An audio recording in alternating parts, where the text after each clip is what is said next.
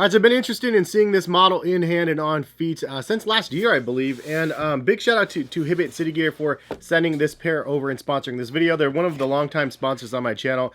Really thankful for their business and the fact that they are continuing to sponsor the content. And this is one of those shoes that I saw on their site and I was like, dude, can I get those? Because I really want to see how these feel on feet and just what these are all about in person, because it's a very interesting looking Flyknit upper and it has a dual density foam on here. It's just a really interesting looking shoe. So thank you to Hibbett for sending these over. And if you've never heard of Hibbett City Gear, check the link in the description. It'll take you over to their website. Download the app. Definitely worth checking out if you have a Hibbett City Gear in your area. But even if you don't, it's always great to look at and see what releases are coming through the pipes with their release calendar. They also have a great online shopping experience as well. Really easy to sort through by sizes and brands and whatnot. So check them out in the description. Now this pair of sneakers right here is called the Nike Spark Flyknit, and I believe I saw this on sneakers like last year. However, it looked like it was a women's exclusive shoe. I didn't really understand what was going on. I saw it on the sneakers app and then I didn't really hear much about it since then. But then I looked at Hibbett's site and they actually had these in men's sizes. And so I was like, you know what, let's check these out. So Nike Spark Flyknit, obviously you have a Flyknit upper. I think one of the things that makes this shoe very unique is the fact that it's actually a dual density foam on here with a plate in the middle, like a plastic plate in the middle of the dual density. And then also there is 2 layers of Flyknit on the upper. So there's like 2 different things happening up top and then 3 things happening on the bottom. And it's just a very interesting, fun looking pair of sneakers. Actually, the first day that I wore these out and about, I got compliments. I think I was taking one of my kids to like gymnastics or baseball or something like that. But one of the parents were like, oh, those are really cool looking shoes. And I was like, yeah, they are. I really like them. But it's a really fun looking colorway, first of all. There's like an orange and blue layer underneath. And then there's kind of like a Flyknit shroud over top of that, which is very interesting. You can see as the back tab right here is attached on both ends of this little like almost a Hirachi-like harness in the back that's done in Flyknit, but it's actually attached through that back pull tab right here, and obviously functionally you want to wear this thing back. But I like the kind of the loose layered look to the shoe, because when you have a Flyknit upper on a pair of shoes, it's kind of like one of those things where it seems almost generic in this day and age, where it's like, okay, you have like a one-piece knit upper and rubber on the outsole and a foam midsole. Like that is the sneaker market, or that's been for the last like 5 or 6, 7 years. And this kind of takes that and fine tunes it in its own little way to make it look very unique, where you have that extra shell over top of the Flyknit. They could have just done the regular base Flyknit, and I like that they did the shell. Also, there is no visible Nike swoosh on the sides of the shoes, which I thought was really kind of a cool move. Like the fact that the side panels right here have a little bit of that like fish wire mesh that is like see-through, and then under that you have a little swoosh right here on the side.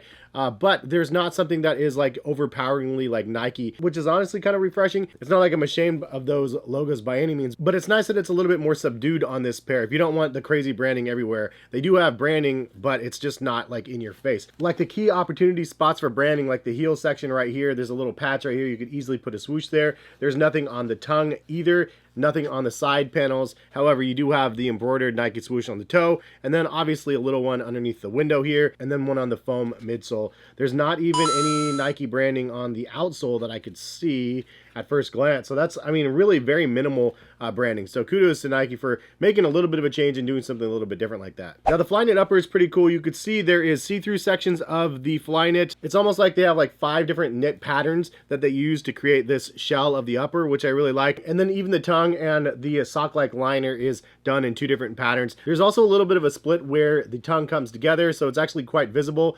So you could actually see through and see your socks in there, which is an interesting move. Not one that I necessarily hate or love, honestly, but it's just interesting that it's actually see-through right there. Stretchy knit around the tongue and the collar of the shoe. Honestly, it's probably my only pet peeve, is like that's a little bit more difficult. You have to just sit down and take some caution putting on your shoe. Otherwise, the tongue just gets twisted up and then it doesn't just slide right on your foot. But obviously, that's the majority of shoes out there nowadays in this type of form. So it's something that we get used to. Now, the dual density on this foam midsole is very interesting, because this is not something that looks like it's branded. I would have thought that this had Nike React, Nike Zoom X. Like that would have been the 2 foams that I would have called out for the dual density on this, similar to what we've seen on like the Pegasus Turbos in the past, and they've had a couple other pairs that have had dual density like that. The other interesting thing is the top layer of foam is actually the firmer layer of foam. The bottom layer around the heel is actually the softer layer. So I think that's actually reverse of the Pegasus Turbos. Pegasus Turbos had Zoom X directly underfoot,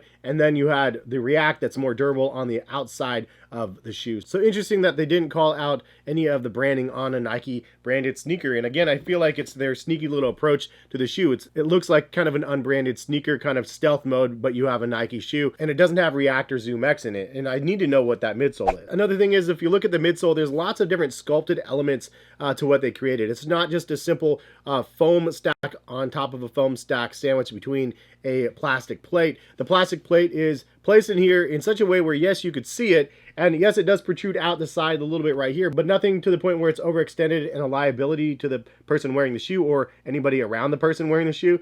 It's just done in just the right amount of space that it looks really cool. Now, the only complaint that I would have is I wish they actually wouldn't have carved out this midfoot right here, and they would have actually made it a little bit wider, just because I like to usually have a wider platform that I'm putting my foot on, since I do have a little bit of a wider foot. But other than that, I do like the sculpting, and it does look like a really sleek, interesting looking pair of sneakers. This colorway maybe doesn't do all of the justice to the midsole as it could, because again, the sculpted looks of what they created in this midsole is just really, really cool. So what Nike says about this product, this is the Hemp Total Orange College Navy colorway for anti-fatigue and pro play, which is why we are here to create the Nike Spark Flyknit. Utilizing a layered midsole, firm foam, plastic plate, and soft foam, it reduces flexion in the forefoot to help keep you energized. The visibly stunning dual-layer Flyknit upper is airy, supportive, and easy to style, while the carved away design lets you see the tech that keeps you comfortable. So if anyone dares you to keep going, lace up and accept the benefits. So they basically said what I said in like just 2 minimal sentences. 2 layers of the Flyknit upper, 3 layers of the midsole, and then the carved away midsole. That is a very easy way to describe these things. Wow, I need to take notes. I'm actually glad that they have notes about that, because it's something that is a technical like feat that they created in the shoe, and it's nice that they're actually highlighting that in words on the description, which is something that sometimes Nike doesn't do on all of their products. I'm one of those people that appreciate it. I do wish they would explain this. So it says 14, 09, 11, and 05 on that side panel of the plastic right here on the side. I wonder if that represents years of something. I don't really know.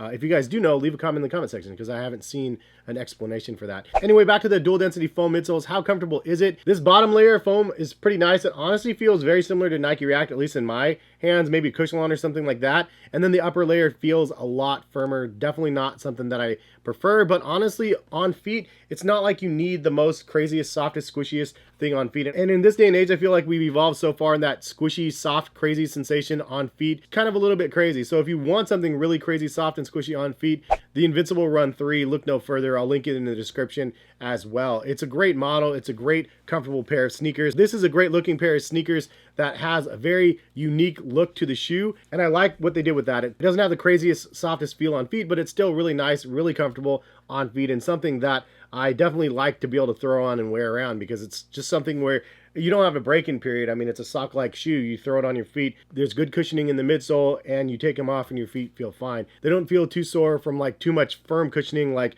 say like a Chuck Taylor or something like that. So I like that there is cushioning here. Dual density is nice. The overall look and feel of the shoe is good on feet. Do they need that plastic plate in the middle? Honestly, I don't think it makes that much of a difference on feet. It's not like you feel the propulsion or anything like that, because of the foams are a little bit more firm than some of the other stuff on the market. But this is still a really cool looking shoe, and leave a comment in the comment section. Have you guys tried the Nike Spark Flyknits before? If you have, leave some pros and cons in the comment section for other people that are maybe interested in checking out this shoe. And if you guys are interested in getting a pair, I'll link them in the description over to Hibbet's site. Again, thank you to Hibbett City Gear for sending these over. Much appreciated. And appreciate y'all for stopping by and watching. If you guys do like the video, please drop a like on the video. It lets Hibbett City Gear know that you guys support the channel. It's always greatly appreciated when you guys do that. Have a good rest of the day. Check back for some more sneaker content on my channel, and hopefully see you back. Peace, guys.